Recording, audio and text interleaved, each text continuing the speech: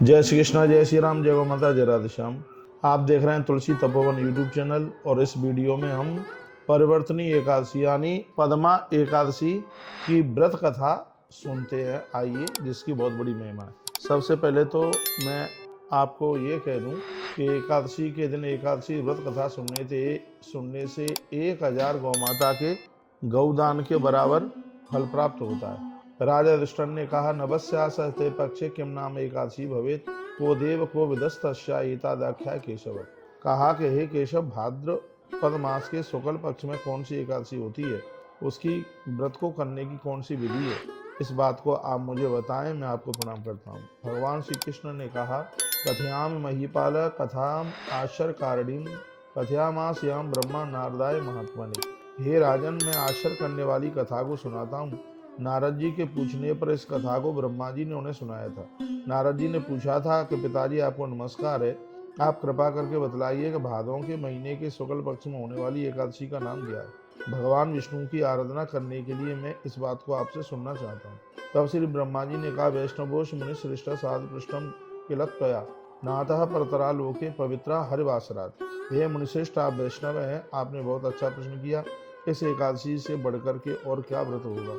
भादों मास को शुक्ल पक्ष में पड़ने वाली इस एकादशी को परिवर्तनी एवं पद्मा एकादशी के नाम से इसे जाना जाता है। इसमें भगवान नारायण की पूजा होती है। इस उत्तम व्रत को जरूर करना चाहिए।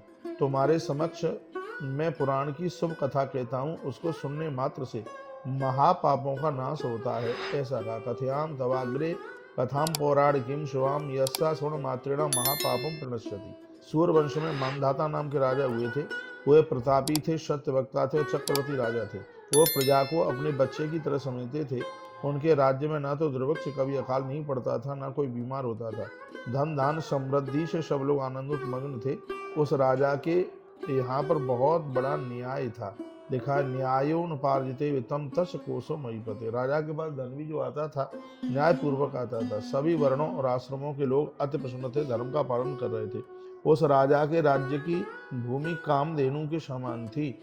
लिखा है, कामधेनु समा भूमि तस राज्य महीपते। उस राजा के राज्य करते हुए अनेक वर्ष व्यतीत हो गए। एक बार उनके कर्मों का परिणाम क्या प्रकट हुआ। उनके राज्य में 3 वर्षों तक पानी नहीं गिरा, अकाल पड़ गया। उसके कारण उनके राज्य की प्रजा है वो भूखों मरने लगी। उसके कारण भाग्य से पीड़ित होकर उनका राज्य स्वाहाकार तथा सुधाकार एवं वेदाध्ययन से रहित हो गया। उसके पश्चात प्रजाओं ने आकर के राजा के सामने रोना शुरू किया। श्रोतव्यम न प्रसादूल प्रजानाम वचनम तया आपो नरायते प्रोक्ता पुराणे सो मनीषी भी। हे राजन, आपको प्रजा की बात सुन लेनी चाहिए। पुराणों में मनुष्यों ने जल को नार कहा। जल ही भगवान का आश्रय है, इसलिए ही तो उनका नाम नारायण है। पर्जन्य स्वरूप भगवान विष्णु सभी में व्यापक हैं। वही वृष्टि करते हैं और वही अन्न देते हैं।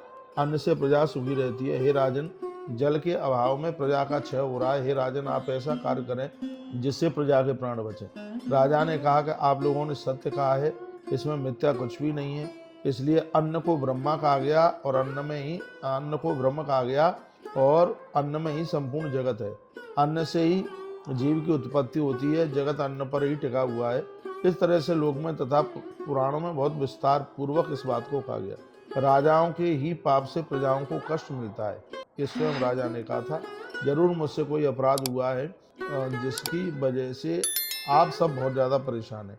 मैं विचार करके अपने किसी पाप का स्मरण नहीं कर पा रहा हूँ, फिर भी मैं प्रजाओं का कल्याण करने के लिए प्रयास करूँगा। इस तरह से कहकर राजा थोड़े से लोगों के साथ ब्रह्मा जी को प्रणाम करके घोर वन में चले गए।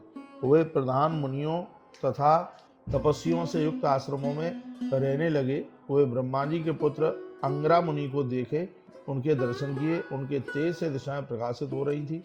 वह दूसरे ब्रह्मा के समान लग रहे थे। उनको देख करके राजा प्रसन्न हो गए और वह अपने अश्व से उतरकर हाथ जोड़कर मुनि के चरणों में गिर पड़े और क्या बोले कि मुनि तमभिनंदातस्तवाचन पूर्वकम वप्रक्ष कुशलम राज्य सप्तश्वंगेश भूपते। मुनि ने राजा का स्वस्ति वाचन करके उनका अभिनंदन किया। उन्होंने राज्य के 7 अंगों के विषय में पूछा। राजा ने अपनी कुशल क्षमता बताई। ऋषि ने उन्हें अपने निकट बिठाया, आसन दिया। पूछने पर राजा ने अपने आने का कारण महात्मा को बता दिया। भगवान में धर्मपूर्वक प्रजा का पालन करना कर ही रहा था, फिर भी अनावृष्टि, इसका कारण मैं समझ नहीं पाया। इस संशय को दूर करने के लिए मैं आपके पास आया हूँ। आप योगक्षेम के विधान को आप जानते हैं। ऋषि ने कहा, हे राजन, ये सभी युगों में उत्तम सतयुग है।